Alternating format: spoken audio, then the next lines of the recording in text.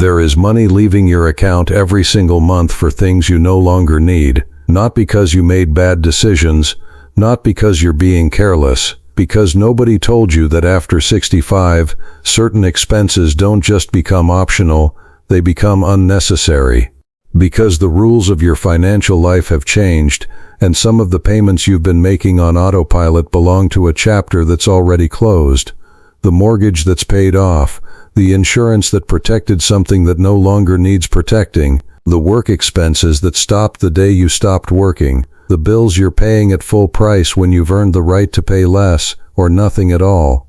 If you've ever had the quiet feeling that your money should be going further than it is, that something isn't adding up, this might be exactly why. Stay with me, because by the end of this you'll have a clear list of things you may be paying for that you no longer have to. And the number, when you add it up, might genuinely surprise you. I want to start with something a friend of mine said to me a few years back that I've never forgotten. His name was, I'll call him Raymond, 71 years old, retired electrician, a man who had been careful with money his entire life, meticulous even in the way that men who grew up without much tend to be careful with it when they finally have some. Raymond sat down one afternoon with a cup of coffee and a legal pad and did something he had never done before, at least not in this specific way. He went through every recurring expense in his life, every bill, every subscription, every automatic payment, and next to each one he wrote a single question: do I still need this? Not is this reasonable or can I afford this? Just, do I still need this? He told me afterward that the exercise took him about 2 hours, and that by the end of those 2 hours, he had identified a meaningful amount of money leaving his account every month for things that belonged to a version of his life that no longer existed. Insurance policies that had been purchased to protect against risks he no longer carried. Services that had made sense when he was working and commuting and living a different kind of life. Plans and memberships and subscriptions sized for needs he no longer had. I wasn't throwing money away, Raymond told me. I was just paying for the past, for the life I used to live. The payments had stayed, but the reasons for them had gone. That phrase, paying for the past, is what I want to talk about today. Because after 65, the financial landscape of your life changes in ways that most people acknowledge broadly but never fully investigate in detail. The general picture, retirement means lower expenses, is understood. The specific items, the line-by-line accounting of what exactly has changed and what you might therefore stop paying for, that investigation most people never quite get around to making. Today, we're going to make it. The stories I share today are composite illustrations, patterns drawn from many real lives, shaped into something recognizable. Nothing here is financial, legal, or tax advice. For decisions about your specific situation, speak with a qualified professional.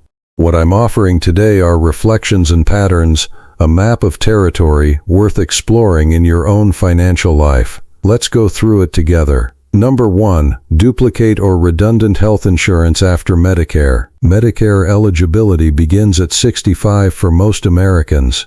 This is one of the most significant financial transitions of retirement, a shift in how your health care is covered that, if navigated well, can represent a meaningful reduction in what you pay every month. And yet a surprising number of people continue paying for private health insurance coverage through a former employer's retiree plan, through an individual policy, through some other arrangement, in ways that overlap with Medicare coverage they're already receiving. The duplication doesn't always happen intentionally. It happens because insurance is complicated, because the transition to Medicare involves decisions that feel high stakes and confusing, and because holding on to familiar coverage feels safer than navigating something new. But paying for coverage you already have is by definition paying for nothing. A man I'll call Harold had been covered under a private insurance policy he'd carried for years before retirement. When he turned 65 and enrolled in Medicare, he assumed the two would work together, that having both meant being doubly covered, which felt like a good thing. He never went back to examine whether that assumption was accurate. He simply kept paying both premiums month after month for 2 full years after retirement. When he finally sat down with an insurance counselor, someone who helped older adults understand their Medicare options, a free service available in most states through state health insurance assistance programs, he discovered that one of his policies was providing essentially no additional benefit over what Medicare already covered. He had been paying a substantial monthly premium for coverage that, for his specific situation, added virtually nothing to what he already had. 2 years of paying for coverage that wasn't covering him any differently. Harold was not upset at himself. He hadn't made a foolish decision, he'd made a cautious one, and caution in healthcare coverage is understandable, but the cost of that caution, once he understood it, was significant enough to warrant a long, quiet moment of reckoning. Here is the principle. After 65, your health coverage picture deserves a fresh, deliberate review. Not an assumption that what you had before still makes sense in the same way. A review. State health insurance assistance programs, sometimes called SHIP, offer free, unbiased counseling to help Medicare beneficiaries understand their options, not to sell you anything, not to replace your existing advisors, simply to help you understand what you have, what overlaps, and where you might be paying for something you don't need. The goal is not to have less coverage. The goal is to have the right coverage for your specific situation at the right price. After 65, the right price may be significantly less than what you've been paying. Number 2. Disability insurance after you've stopped working. Disability insurance exists for a specific purpose: to replace a portion of your income if an illness or injury prevents you from working. It is, for working people, an important protection. The risk it covers is real. The consequences of losing your income to a disability during your earning years can be severe. Disability insurance is a reasonable and often essential expense during a working life. After you retire, that specific risk no longer exists in the same way. You are no longer earning income that a disability could interrupt. The protection the policy was designed to provide is protecting something that, in its original form as working income, no longer exists to be protected. Many people continue paying disability insurance premiums after retirement simply because the policy existed and the payments were automatic and nobody specifically told them it was time to reconsider. A man I'll call Gerald had carried disability insurance for 22 years as a self-employed contractor. It had been important coverage, genuinely protective, during the years when his ability to work was the foundation of his family's financial security. He retired at 66. The disability insurance premium continued leaving his account every month. For 4 years, Gerald was not negligent, he was busy. Retirement was full in ways he hadn't expected. The automatic payment was small enough in any single month that it didn't demand attention. It was only when he did his own version of Raymond's exercise, going through every expense and asking, "Do I still need this?" that he pulled out the disability policy and, for the first time in years, actually read what it was for and why he had it. The answer to "Do I still need this?" was clear. He canceled the policy. He recovered what remained in premiums for the year. He felt, he told me, something between relief and mild regret at the years of payments that had continued past their useful purpose. "Nobody told me I could stop," Gerald said.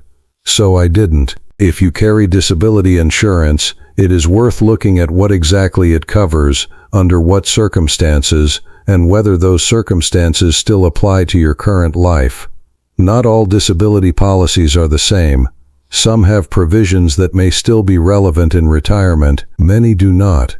The only way to know is to look, which is to say, to do the thing most people don't do until someone like Raymond sits down with a legal pad and starts asking the question. Number 3. Life insurance that has outlived its original purpose. I want to handle this one carefully, because life insurance is a legitimate and important financial tool for many people at many stages of life. And there are specific situations in which maintaining a life insurance policy in your 60s and 70s makes complete sense. I am not suggesting that everyone over 65 should cancel their life insurance. I am suggesting that everyone over 65 should examine whether the specific policy they carry still serves the specific purpose for which it was originally purchased. For most people who purchased life insurance during their working years, the original purpose was straightforward: to replace income in the event of an early death, to ensure that a surviving spouse could maintain the home, to provide for young children who depended on the policyholder's earnings, to cover a mortgage that would otherwise become unmanageable. These are the reasons a working man with dependents buys life insurance. They are good reasons. They are the right reasons. At 65, 70, 75, many of these circumstances have changed. The children are grown and financially independent. The mortgage is paid, or nearly so. The surviving spouse, while deeply loved and deserving of every protection, may have her own income, her own social security, her own financial footing. The accumulated assets of a working lifetime may provide a cushion that makes the original death benefit less essential than it once was. A man I'll call Arthur had carried a whole life insurance policy for 38 years. He had purchased it at 32, when his first child was born, when he had a 30-year mortgage, when he was the sole income earner for a young family. At 70, the policy was still in force. The premiums were still going out every month, and Arthur, when he finally sat down to examine it honestly, found that the circumstances that had made it essential in his 30s had largely dissolved. His children were in their late 30s.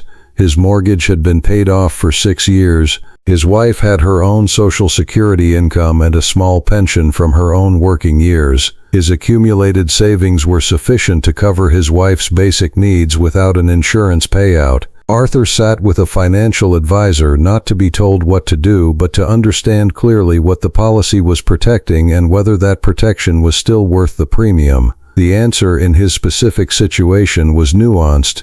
Part of the policy, a cash value component, had accumulated value over 38 years that was worth careful consideration before any decision was made. He did not simply cancel. He examined, he understood, he made a deliberate decision rather than continuing by default. That deliberateness is the whole point. Whether you keep the policy or cancel it or modify it, the decision should be yours, made with full understanding of what you have, what it costs, and what it is currently protecting. Not maintained simply because it exists and the payments are automatic, and nobody specifically asked the question. Number 4. Work-related expenses that retirement made irrelevant. This category is less about one specific bill and more about a category of spending that evaporates at retirement, spending that most people adjust for in the obvious ways but that sometimes lingers in subtle forms. The most obvious work-related expenses are gone immediately. The commute, the work wardrobe that required regular updating, the lunches out near the office, the professional memberships and subscriptions that your career required. These disappear, and most people know they disappear, and they adjust for them. But there are subtler work-related expenses that sometimes persist.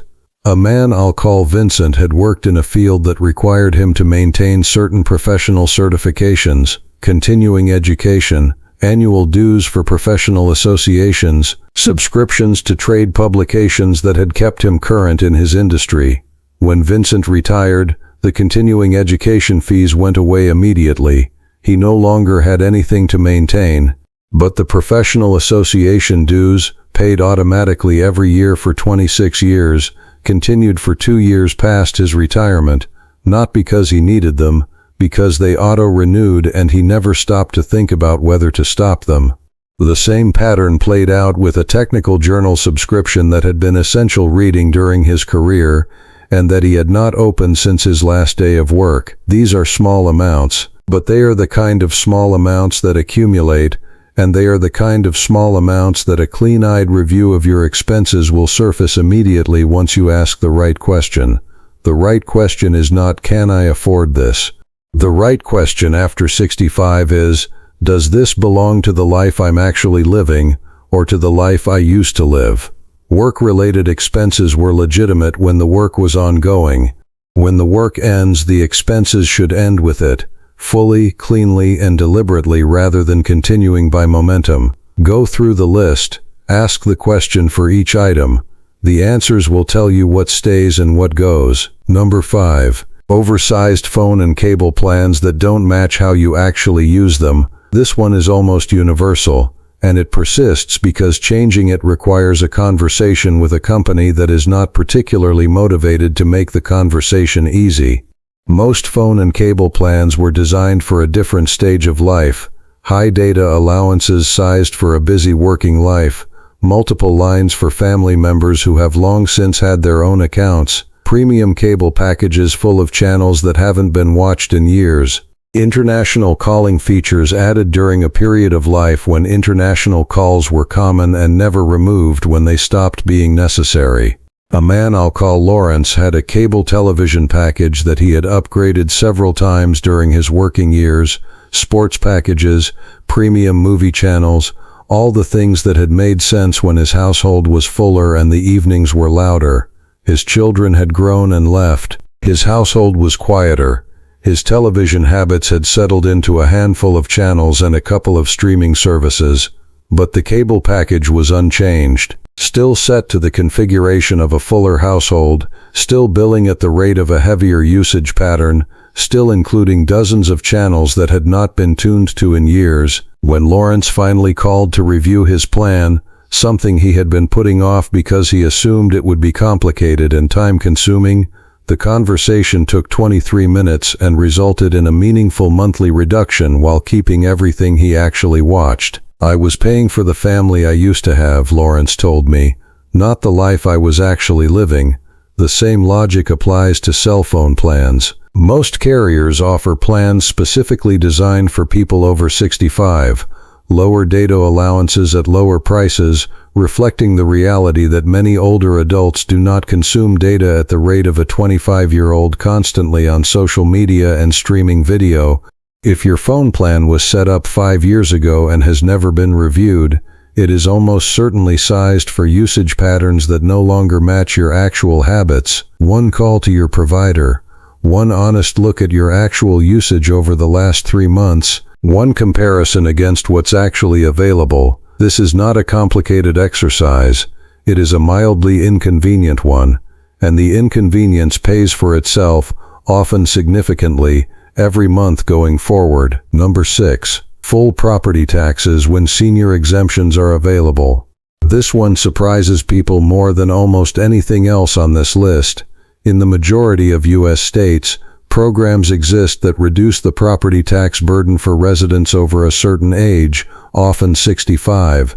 These programs go by different names in different states: homestead exemptions, senior citizen exemptions, circuit breaker programs. The specifics vary enormously by location, but the common thread is this: if you own the home you live in and you are over 65, there is a reasonable chance that your state or county offers a reduction in your property tax assessment, and a reasonable chance that you are not currently receiving that reduction because you never applied for it. A man I'll call Edward had lived in his home for 27 years. He had paid his property taxes faithfully every year. He was a meticulous man in most financial matters. He did not know that his county offered a senior exemption for homeowners over 65 until his neighbor, a man he'd known for 15 years, mentioned it casually one morning while they were both getting their mail. Edward looked into it that same afternoon, applied the following week, received an approval letter within a month. The reduction in his annual property tax assessment was not enormous, but it was real and it was recurring. The same reduction every year for as long as he continued to qualify. When Edward calculated what he would have received over the 5 years since turning 65 if he had applied then, the number was significant enough to sit with for a moment. 5 years, he said. 5 years I was entitled to it and didn't know it, not because anyone was hiding it, because I never asked. The mechanism for finding out is simple. Contact your county assessor's office, or look at their website, and ask what senior property tax exemption programs exist in your area and how to apply. That is the entire task. One inquiry, one application if you qualify. The recurring savings year after year are the reward for a single afternoon of attention. Number 7. Full price on things that offer senior discounts. if you ask. This one is different in character from the others on this list. It is not about canceling something or reviewing a policy or filing an application. It is about asking a question, and it is remarkable how much money the reluctance to ask that question costs people over the course of a year. Senior discounts are available at an enormous range of businesses and institutions, restaurants, movie theaters, hotels, airlines, national parks, museums, pharmacies, hardware stores, auto service centers. Not all of them advertise this prominently. Some advertise it not at all.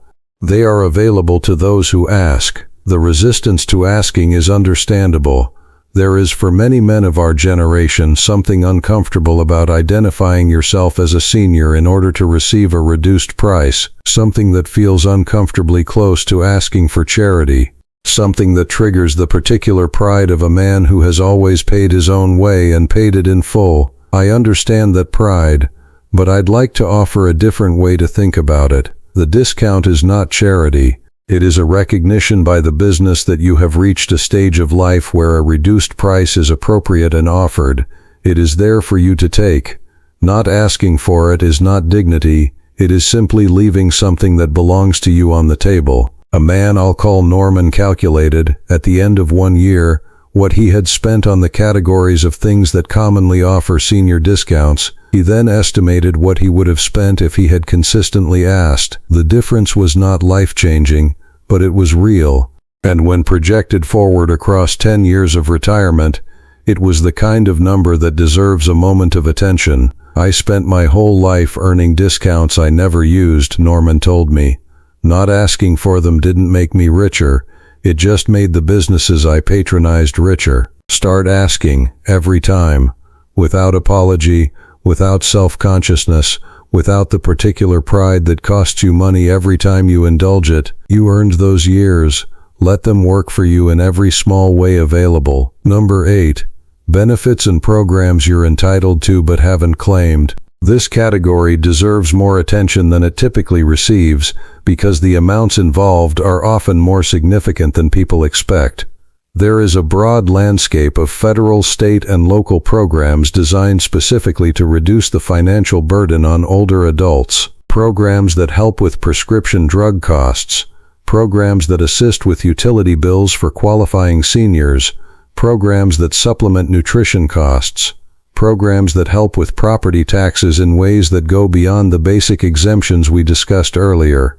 And a significant number of people who qualify for these programs are not receiving them, not because they are too proud to ask, though sometimes that is part of it, mostly because they don't know the programs exist, because nobody told them, because the landscape of available benefits is complex and fragmented and not particularly well publicized to the people it's designed to serve. A man I'll call Vincent had been managing his prescription costs for 3 years after retirement, significant costs, for medications he took consistently. He had assumed, as many people do, that Medicare covered most of what he needed, and that the gap between what Medicare covered and what he paid was simply the cost of healthcare in retirement. He mentioned this to a social worker he happened to meet at a community event, someone who worked with older adults and knew the landscape of available programs. The social worker pointed him toward a prescription assistance program he had not known existed, offered through his state, for qualifying low to moderate income seniors. Vincent qualified, had qualified since retirement, had been paying out of pocket for 3 years for something that had been available to him throughout 3 years. The National Council on Aging operates a service called Benefits Checkup, a free online tool that helps older adults identify federal, state, and local benefit programs they may be eligible for. It is a legitimate nonprofit resource, not a sales tool, designed specifically to help people find what they've already earned the right to receive. If you have not used a service like this to review what is available to you, it is worth doing. The time investment is modest. The potential return is real.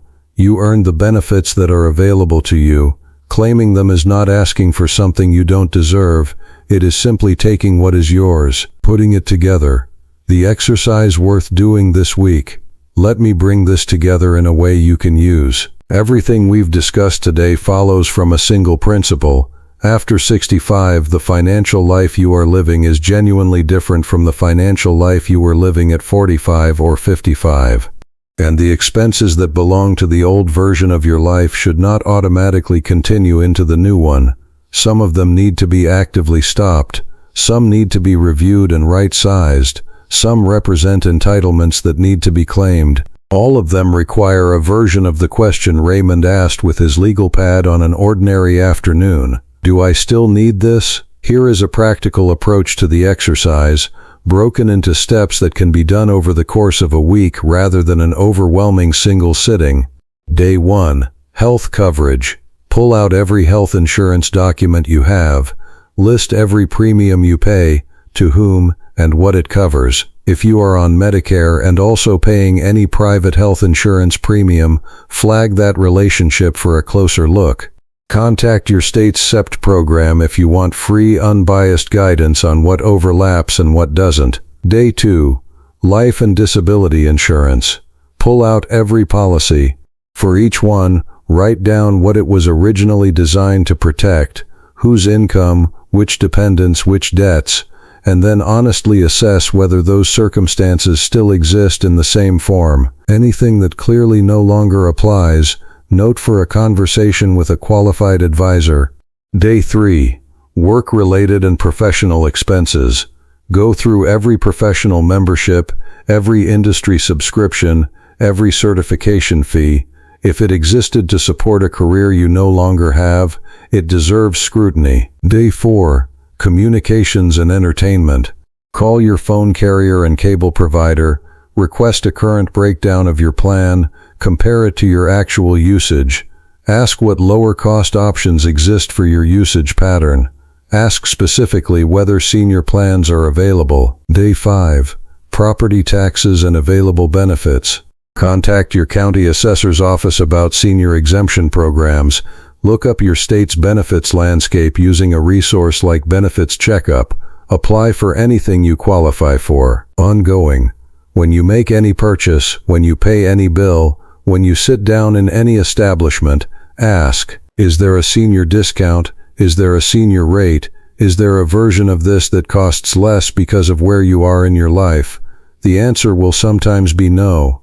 But the times it is yes, and there are many of them, represent money that belongs to you, available whenever you are willing to ask for it. So there it is, health insurance that overlaps with Medicare, disability coverage that protected an income you no longer earn, life insurance that may have outlived its original purpose, work-related expenses that belong to a chapter that closed on your last day of work, oversized phone and cable plans that were sized for a life you no longer live, property tax exemptions that exist and haven't been claimed, senior discounts that are available every day to those who ask, benefits and programs that are yours to receive if you take the time to find them.